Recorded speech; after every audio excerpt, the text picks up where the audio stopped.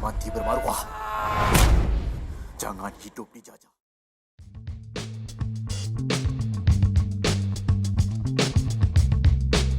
Hai guys, sempena Hari Kemerdekaan pada tahun ni, Azwar ada layan beberapa filem yang bertemakan patriotik dan perpaduan yang berkisah pasal Malaysia lah.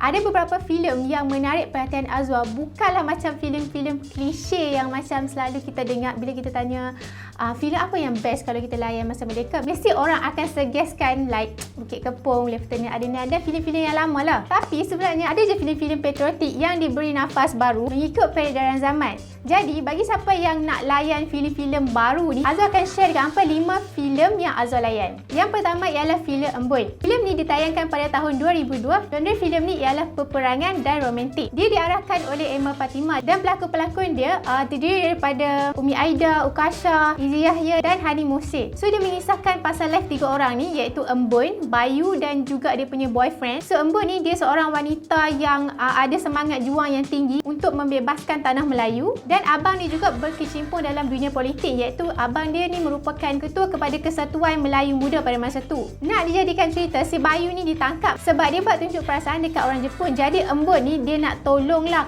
abang dia sampai kan ada satu scene tu yang buat kita geram sebab dia diseksa. Dan berlakulah konflik-konflik dan sebagainya dekat filem ni. Kalau hampa nak tahu dengan lebih lanjut, ending dia macam mana agak sedih sikit lah. Hampa kena tengok. Filem yang kedua ialah Tanda Putera.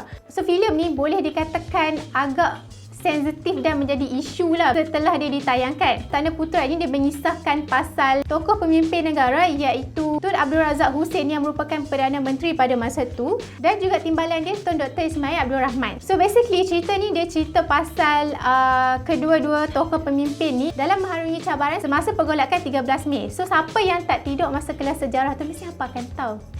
Pada masa tu, Tun Razak ni barulah dilantik sebagai Perdana Menteri untuk mengembalikan keamanan dekat Malaysia ni. Dan juga dia ni ada penyakit tapi dia rahsiakan daripada family dan keluarga dia. Ada seorang je yang tahu pasal penyakit dia ni iaitu rakan baik dia, Tun Dr. Ismail. Tapi sebenarnya kan, Tun Dr. Ismail ni pun ada penyakit juga yang dirahsiakan. So, mereka ni merahsiakan antara satu sama lain lah. Lastly, Tun Dr. Ismail ni dia meninggal dunia sebab sakit jantung. Dan sejak Tun Dr. Ismail tak ada ni, Tun Abdul Razak dia rasa macam sedih lah sebab dia hilang orang yang dia trust. Bagi Azwar, filem ni betul lah dia menceritakan pasal peristiwa 13 Mei tapi dia lebih kepada cerita pasal life dan perjalanan Tun Abdul Razak sendiri. Filem yang ketiga ialah Bravo 5.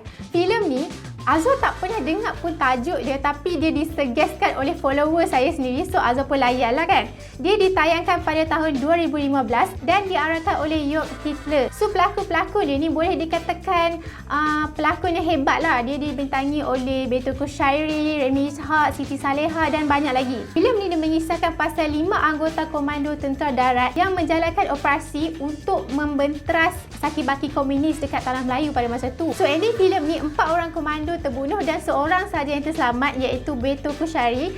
Bagi Azwar, untuk permulaan filem ni dia agak slow dan susah nak faham dan ada juga part-part dan scene-scene yang dia buat dia buat efek tu terlampau sangat nampak macam fake. So kalau hampa nak tahu dengan lebih lanjut pasal cerita ni, hampa boleh tengok. Yang keempat ialah filem Lee Chong Wei yang ditayangkan pada tahun 2018. Pelakon-pelakonnya terdiri daripada bangsa Cina dan seorang sahaja watak utama yang berbangsa Melayu iaitu Roshamno yang memegang watak sebagai Misbah Siddiq iaitu pelatih kepada Lee Chong Wei. So filem ni dia menceritakan pasal life Lee Chong Wei sendiri dari dia kecil sampailah dia besar. Macam mana dia training, macam mana dia bertemu dengan cinta sejati dia. Bahasa pertuturan filem ni 80% boleh dikatakan menggunakan Mandarin dan juga ada jugalah dialog-dialog bahasa Melayu. Azwar rasa pelakon yang bawa watak Lee Chong Wei ni berjaya untuk menjalankan watak tu dengan betul dan mungkin disebabkan oleh muka dia nak seiras dengan Lee Chong Wei. Jadi kita rasa macam feel tau filem tu. Filem yang last kali ialah Satu Ketika ataupun nama lainnya ialah Once Upon a Time yang ditayangkan pada tahun 2019. Azwar suka gila cerita ni. Dia mengisahkan pasal